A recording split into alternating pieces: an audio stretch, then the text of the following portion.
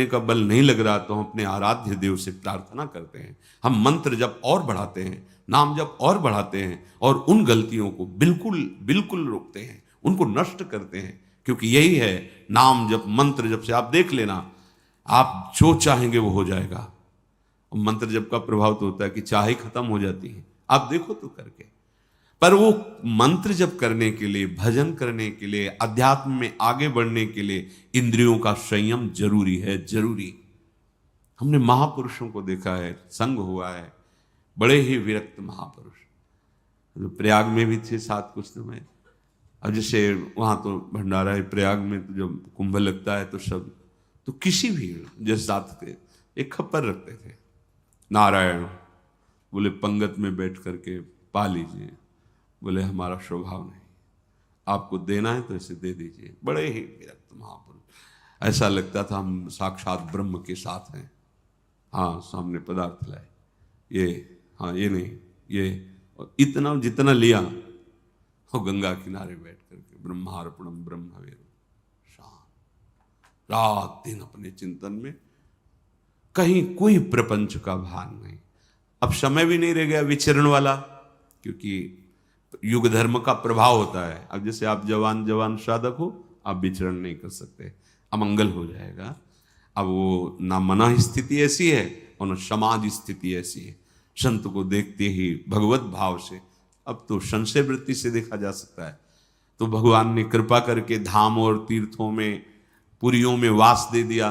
अब हमारा क्या कर्तव्य है, एक क्षण भी प्रभु का विस्मरण ना हो। हमें जगत मंगल के लिए कुछ और करने की जरूरत नहीं है। आप जितना भजन करेंगे तो रोम रोम से आपके ऐसे परमाणु प्रकट होंगे, जगत मंगल स्वतः होने लगेगा, स्वतः होने लगेगा। पर आप रुकिए अपने, जैसे हम मार्ग में चलते हैं, हर समय वृक्ष पर ध्यान रहता है कि अगर वृक्ष, तो फिर हम वृक्ष पर ध्यान ही नहीं दे रहे। देखो ना, संयम रूपी वृक्ष पर ध्यान दे रहे, जो मना है सो बात करते चले जा रहे हैं। लग रहा है नाम नहीं चल रहा, नहीं, आप ऐसे कैसे बात कर सकते हैं?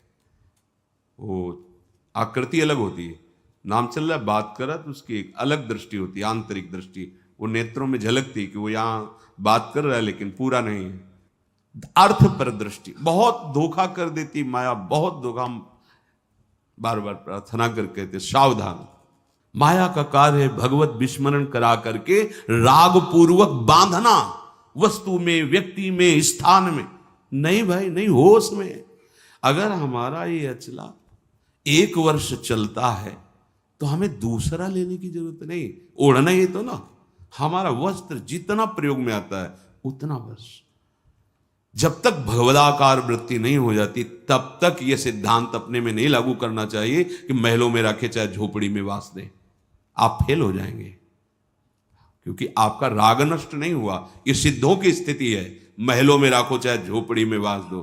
दत्तात्रेय जी महाराज कहते हैं, कभी कभी मैं राजमहलों में सुंदर पलंगों पर सुंदर नाना प्रकार के भोग सामग्री पाते हुए वहां पड़ा रहता हूं, तो कभी स्मशान में और कभी फुटपाथ में धूल धूसरी। ये स्थिति नहीं है। कभी बड़े बड़े राजाओं के द्वारा पूजित होता हूं, कभी जो मूढ़ पुरुष उनके द्वारा अपमानित होता रहता हूं, कोई फर्क नहीं।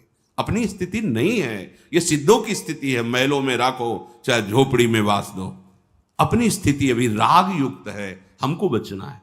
जब तक वैराग्य युक्त वृत्ति नहीं होगी तब तक वो वृत्ति का क्या होता है, चिपकाव होता है। किसी वस्तु चिपक गया, किसी व्यक्ति उस पर चिपक गया। कैसे चिपका आप जानोगे? जब आप एकांत होगे, उस वस्तु की याद आवे, उस व्यक्ति की याद आवे, तो मौसम आप आसक्ति, वो हर वस्तु व्यक्ति स्थान, और हमारी वृत्तियां फैलती रहती है। तो उपासना किस बात की हो रही? चित्त वृत्ति को रोक करके प्रभु में लगाना। अब गोपियों की स्थिति है कि वो व्यवहार के कार्य सब कर रही, लेकिन एक एक वृत्ति कृष्णाकार है। ये कोई स्त्रियां है? परमहंसों की पूजनीया गोपी ये कोई स्त्री है?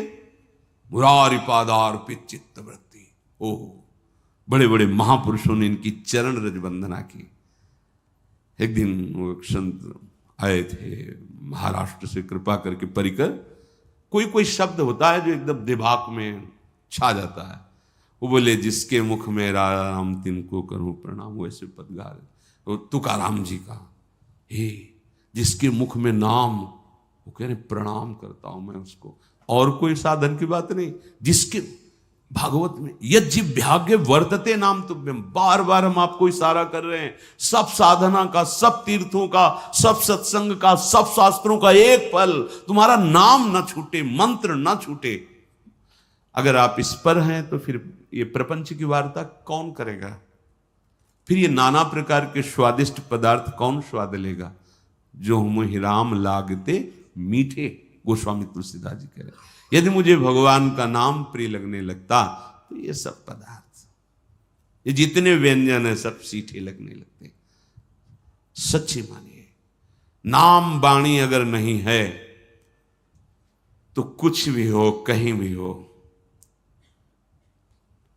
आपके हृदय की चिंतन वृत्ति जगत में रहेगी तो अशांति, दुख, क्लेश, बंधन, ईर्ष्या, द्वेष ये बना है। तो हम धाम में कहां हैं? हमें बताओ।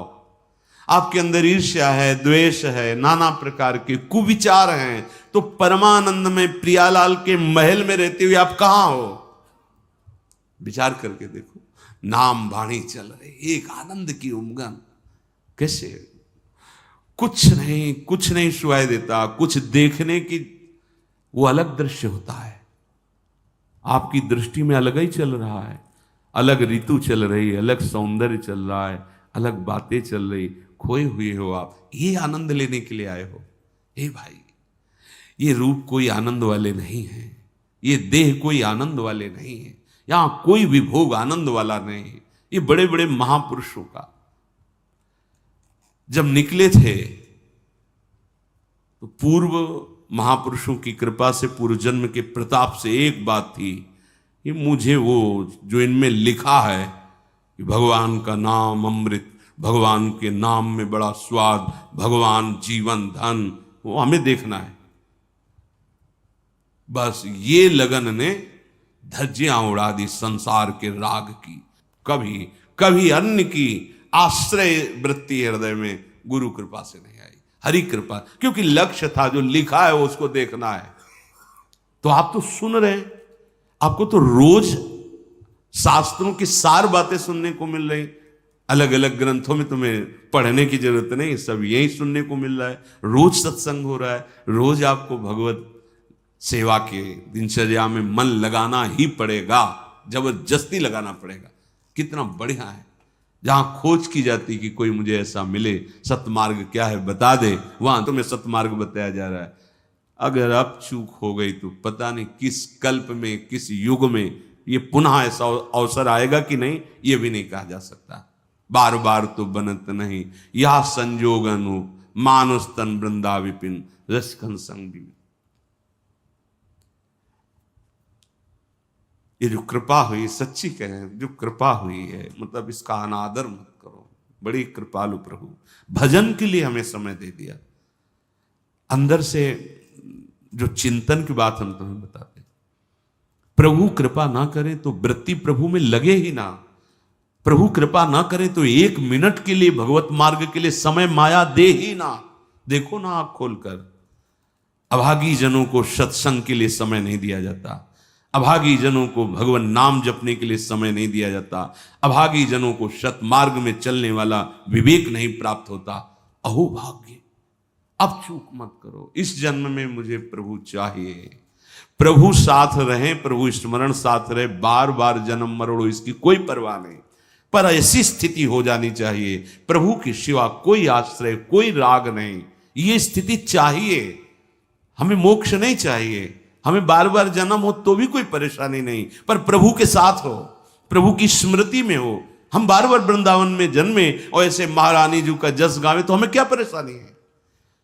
हमें कभी मोक्ष न मिले, हम सब बार बार जन्मे, ऐसे ही रोज श्री जी की जय जयकार हो, उनकी सेवा हो, नाम गुण कीर्तन हो, इससे बड़ा परम पद और क्या होगा? नहीं चाहिए मोक्ष, पर हमारी स्थिति, ये अंदर की स्थिति होनी चाहिए। अगर अंदर की स्थिति भोगों में है, राग द्वेष में है, तो आप वो फिर ना तो इधर समझ पा रहे हो ना इधर समझ पा रहे हो, बीच बीच में जीवन गंवाना ठीक नहीं है।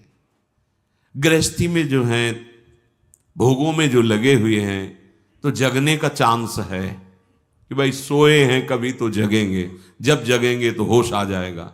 लेकिन आप जग करके सोने का नाटक कर रहे हैं। अब आपके ऊपर क्या उपाय किया जाए? सोया हुआ पुरुष तो जगने का चांस है, लेकिन जगा हुआ पुरुष सोने का नाटक करे तो कैसे जगाया जा सकता है?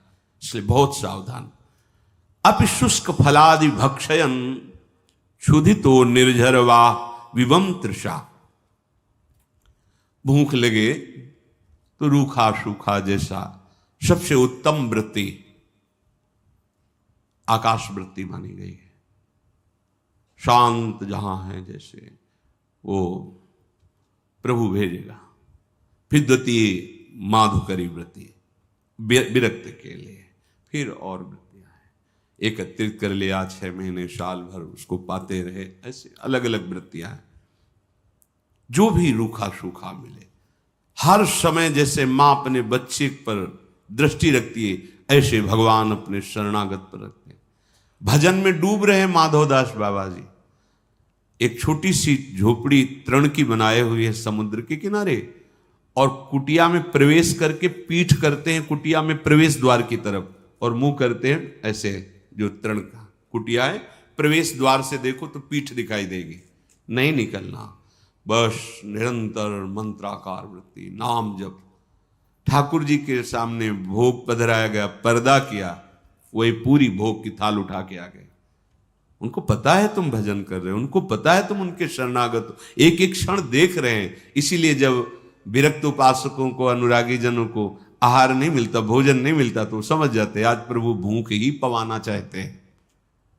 ठीक है, प्रसन्न हो। एक समय है, चिंतन गया, देखा नहीं है, समय कृत बस अपने स्वरूप में। आज प्रभु की ऐसी इच्छा है, आज प्रभु का यही विधान है, क्योंकि वो देख रहे हैं ना, वो देख रहे हैं। प्रभु स्वयं अपनी थाल लेकर के गए। बाबा प्रसाद, भजन पूरा हो जाएगा, हमने रख दो, बाद में अपनी थाल ले जाना।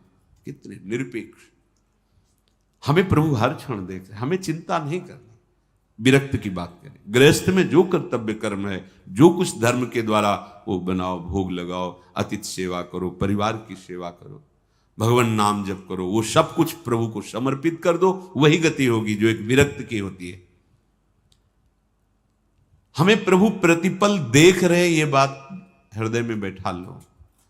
हर समय आप प्रभु की नजर में हो, वो तुम्हें देख। ऐसा मत समझो कि जैसे कुछ लोगों को ऐसा होता है कि गिन के नाम जप करें तो उसमें रहेगा इतना, अगर बिना गिने तो मतलब शायद गणना में ना आवे।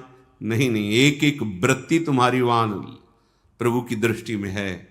नाम की अधिक आवृत्ति हो बार बार, इसलिए माला का आश्रय लेते हैं। नहीं, खास बात है सुमिरन, चित्त वृत्ति का प्रभु में निरंतर लगे रहना। माला से हो, काउंटर से हो, आजकल चला है, या बिना माला से हो, जैसे भी बने तुम्हें, तुम्हारी वृत्ति प्रभु में लगी रहे। उसके लिए आवश्यक है आपका आहार शुद्ध होना। बहुत बार ये अनुभव हुआ है, आहार जब अच्छा समझ के पाया गया है तो भजन में नीरसता आ गई है, और जब आहार अल्प और स्वाद रहित होकर पाया गया है तो भजन में सरसता रही, गंभीरता रही, तन्मयता